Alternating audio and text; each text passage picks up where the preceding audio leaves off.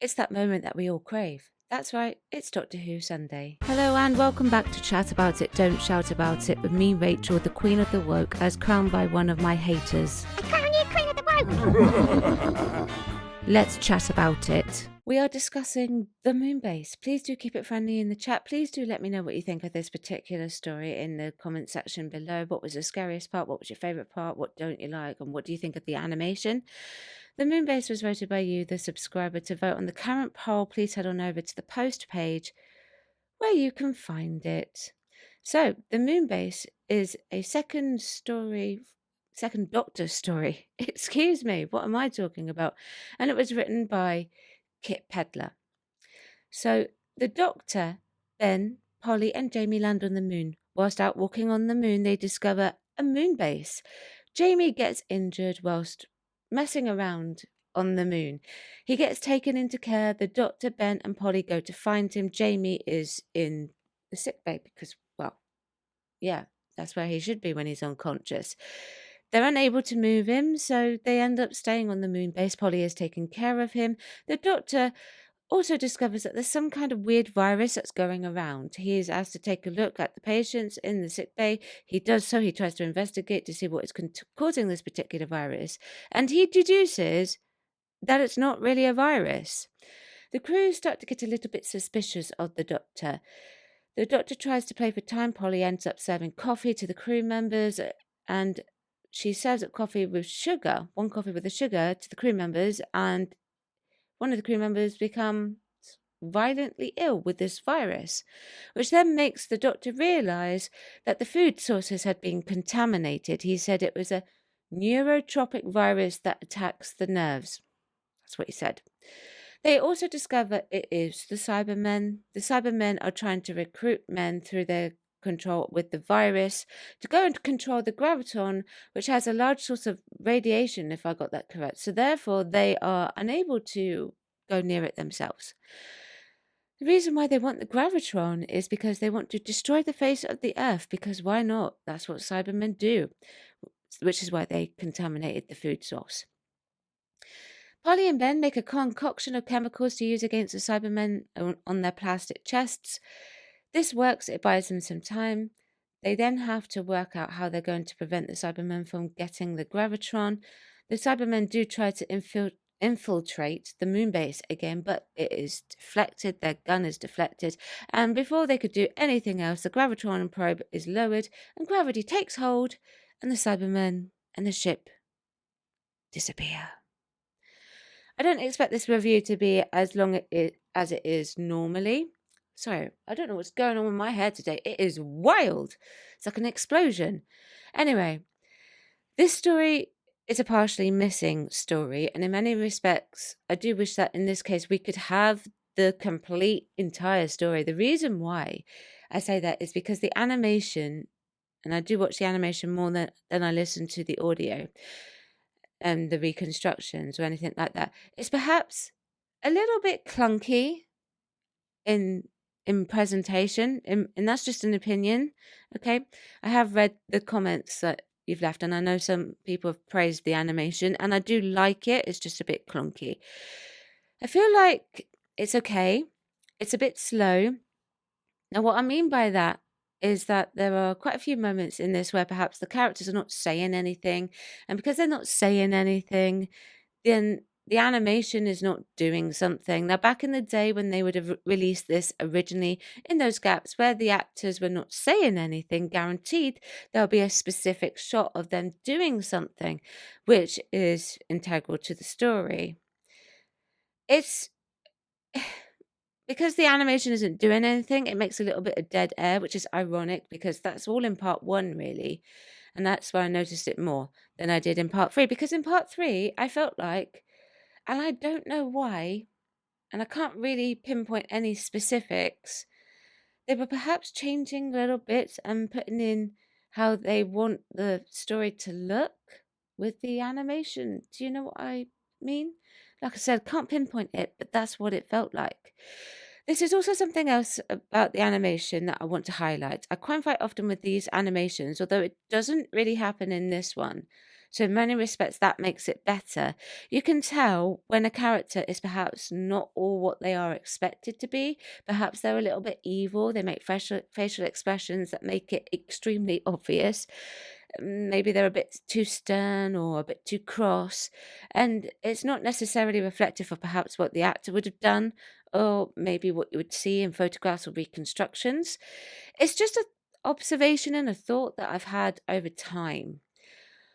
What do you personally think about the animations themselves? I appreciate that they do these animations because I struggle sometimes from listening to reconstructions.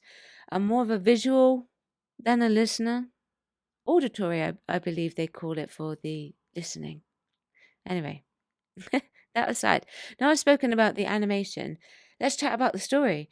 Most of my negatives laid with the animation anyway, so you would be pleased to know that that is out of the way. Woohoo! Let's move on. Polly is good in this one.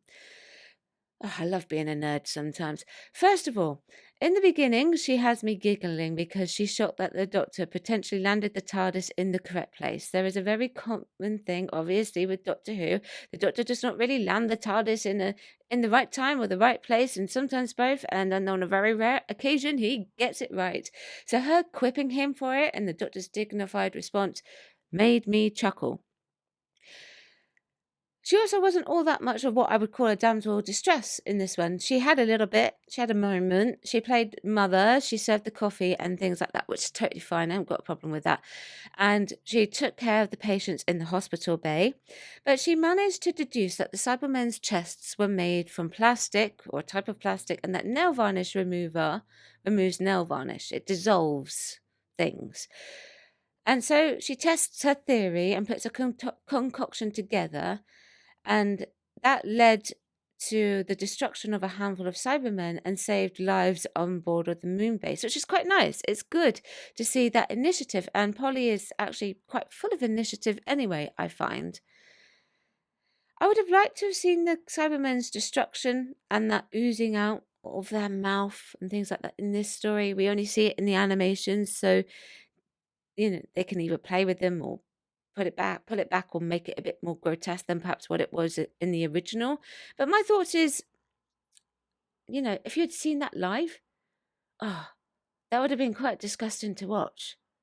I'm here for that, Continuing on with the companions, because one thing that I also like, and this is also in the beginning, is that they are on the moon and they are out in their spacesuits and they're jumping and they're messing around. Now, of course, it's quite dangerous to do that on the moon, but from a story perspective, it's quite fun. And, you get to see that they are enjoying their time with the doctor. And you might get to see also that what they see in what you see on the moon and perhaps in real life, well, I think it just looks fun. I don't know what I'm trying to say here. I will say though, it's very difficult to act like you are on the moon. I would just point that out. So full credit to them for being able to do that. It's very difficult. There's a pretty good bit that happens a bit later on in the hospital bay to do with Jamie, because Jamie knocks himself out, as you do, from when they're messing around. He's on the bed and he comes to be quite, well, I say delusional, it's not necessarily the right word because he's got concussion, but he sees the McCrimmon Piper, and the McCrimmon Piper is supposed to be something that the McCrimmons see before they die. Now, Polly doesn't believe it, but the one thing that I liked about the doctor in this moment was when he heard that, he humours it. He makes it clear to Polly and remembers the companion is the eyes to the TARDIS, and that it's important to Jamie because he believes it, which would suggest to the viewer that we can have our beliefs. Quickly, though, I also thought of a positive that I'm going to throw in right here about the animation. Now, back in the day, they were always on a time crunch for filming, and actors were the least prioritized when they made a mistake. It is one of the reasons why actors started swearing, fun fact, so that they could do a retake. Well, one thing that you would think about the animation and then making changes is that they would correct the mistakes in the audio. However, They don't. They leave it in. And sometimes with the animation, I put the subtitles on because the audio comes from various different places. So it's not always clear. Well, those mistakes are also in the subtitles as well. The one on the BBC iPlayer, that is. So the audio, and now I'm going to talk about the audio across board. The audio is pretty good in this. The Gravitron audio is quite something. It's quite loud, and it is purposely done that way, I think, because when it stops a bit later, you notice it immediately that it seems quiet. And even as a viewer, you notice it. In this case, it's done in a purposeful way, so I'm not worried about it. I know it's a critique that I have a fair bit about Doctor Who with the audio, particularly with the Saranga conundrum recently. That was my most major critique for the recent ones. But in this case, I let it slide. These particular Cybermen also make me think of Nicholas Briggs as well, and that's a positive thing. I think I've said it before, actually. This must be where he gets the basis of his Cybermen voice, particularly for the audio dramas. We've got good sound effects across the board. I think I also really like the sound effect of the Cybermen's electric laser, zapper. I don't even know what it's called. I should look that up. Oh my. At some point, the special effects for this story anyway, the special effects of this for the story are absolutely brilliant for the time. I would like to say that. I really do think that.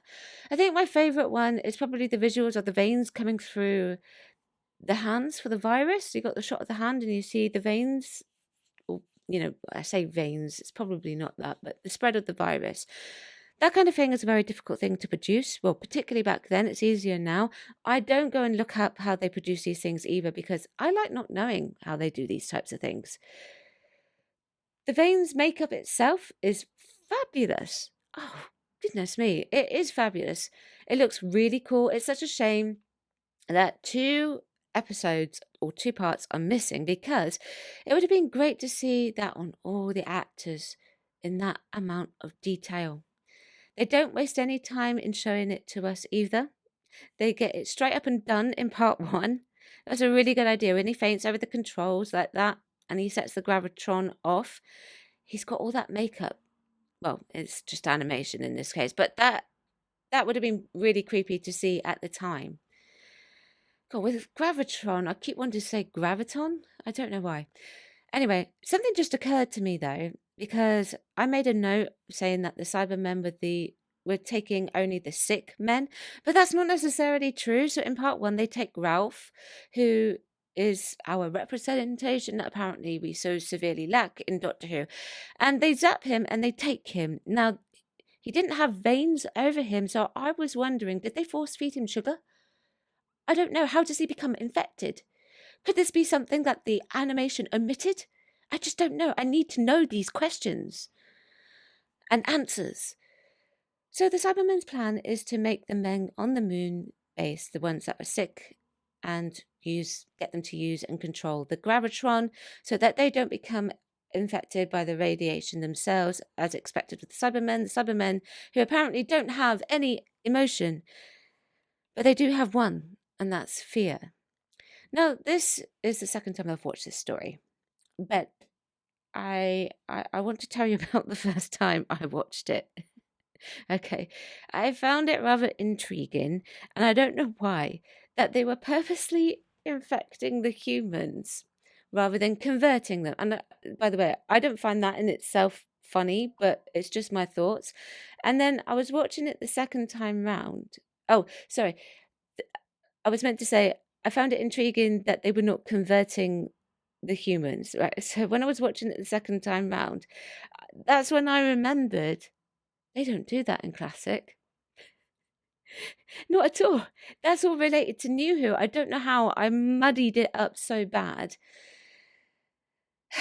So we knew about the conversions, but we know about the conversions that happened on Mondas from the 10th planet. So yes, I had a dimmy moment, and it took me between the first watch and the rewatch to realise my mistake. So what can I say? I'm not perfect. The thing is, though, I find the classic Cybermen a lot more creative than I do with the new Who Cybermen, because you get to see them try out different ways of trying to defeat the Earth, take over the Earth, rather than converting the humans, which to me makes more sense. I like the fact that they put the neurotropic virus into the food for contamination. I had to read that because, well, I just wanted to make sure I got it right. There's also a big fear that people have in real life as well, food contamination. We get a nice little jump scare as well with the Cybermen when they were attacked with the two men on the moon. I will say this is probably a very strong Cyberman story actually as well. I think the best plot device though is wanting the gravitron so that they could destroy the surface of the Earth, because if you destroy the surface of the Earth, you destroy the Earth. Although it's not said, but science, or at least I hope I've got that right. I'm not a science buff. Now, we do not see them get the gravitron, but we do see what they are trying to do in their attempts to do it. And that's what makes it really exciting in this story. By the way, the Doctor's reaction to denying his knowledge of the Cybermen also makes me laugh. I wouldn't describe it as like nonchalant or anything like that, but well, anyway, his response: nothing, absolutely nothing.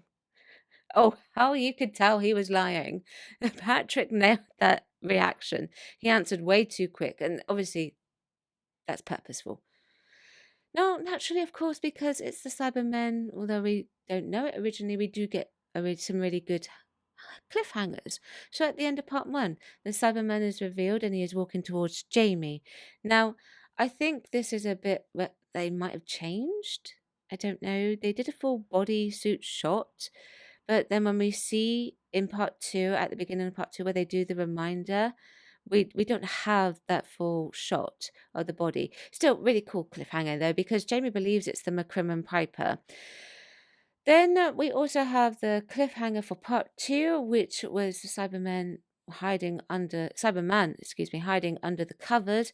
This is when they were trying to work out how the Cyberman could get in.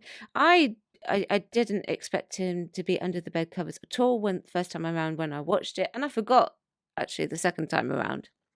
But he was there. The best cliffhanger though was the third one when they're walking on the moon. The Cybermen were walking towards the party on the moon. This is one that I would have liked to have seen properly. There were a lot of Cybermen, but it looked really cool, and I would imagine that it would have been 10 times scarier back in the day. And then, of course, we've had the final cliffhanger, which goes into the next story, and it is a giant claw on the time scanner. I've mentioned the Gravitron a few times now. This is the prop, the one main tool of the story. It all lies in with this particular machine, and it all ends with this particular machine. You seldom get that. So they took the one thing that the Cybermen wanted and used it against them, and that's how they were defeated. Now, I was really pleased that we could get to see them being defeated by the lowering of the probe or the gravitron and the gravity taking hold. It's the live one. We don't have it in the animation. That's really cool. You see them rising up. How cool is that? Obviously, I know it's probably strings or something, or whatever it was that they would have done back then. Now, another effect that I like now, I think, now I think about it, is the effect that's coming from the Cybermen's gun when they're trying to infiltrate the Moonbase towards the end. It got deflected. That was really cool, and I also really like the to scale models that they have for this particular story. And the gravitron itself and what it's supposed to do, I like that concept because they're controlling the weather from space in 2070. What on earth could be happening in 2070? I would like to know myself. But you see, that's one of the best things about Doctor Who. Obviously, we don't know what's going to happen in the future. The show's creators don't know what's going to happen in the future either. But they think of what the possibilities could be in the future. And if controlling the weather from space is one of them, then who's to say it's not going to happen? We quite often say that things like The Simpsons predict the future, so why can't Doctor Who? Now, that's what I think of this story. Let's find out exactly what you thought. Jack Dexter said, brilliant story. Hope we get to see it in its entirety. Me too. I hope one day that we get that as well. Farsight says, it was one of the first novelizations I read. Brilliant, scary, and so atmospheric. This story showed how to use the Cybermen properly, infiltrating the Moonbase and hiding in the shadows. A perfect base under siege story. Yes, and I didn't mention that, but I do agree with that. It's a really good base under siege story, and I've never read it in book form, so maybe I will one day do that. Bubbles says, love the Moonbase. I'm sure if it existed in its entirety, it would equal the Tomb of the Cyberman as a classic story. It's here where Troughton finds his portrayal of the Doctor we know. There are some corners of the universe which have bred the most terrible things which act against everything that we believe in. They must be fought. And that's obviously a quote. Now, I've not spoken much about Patrick's portrayal in this particular review. However, in other reviews that I have done, and I will include a link to my playlist at the end, I do comment on his performance in those reviews. So this is obviously quite an early on story in his run as a Doctor, and it's very clear by this point he knows what he wants to do. Some Doctors take a few stories to get going, and that's okay. They can do that, and, I'd expect them to have it done by the end of their run, their portrayal, but a couple of stories in and taking their time a little bit, that's absolutely fine. He does a fantastic job in this story. But that's what I think of this story. What do you think of the story? What do you like about the animation? What do you like about this version of the Cybermen? Are there any negatives that you have about this story? Let me know what you think. Don't forget to check out some of the other content I have picked out for you, and I shall see you very soon. Thanks for watching. Bye-bye. Thank you for watching today. Don't forget you can join me on my other platforms as well. I've got YouTube, Rumble, Spotify, X, TikTok, Instagram, Locals, Substack, and I also have a Discord. Everything is linked below.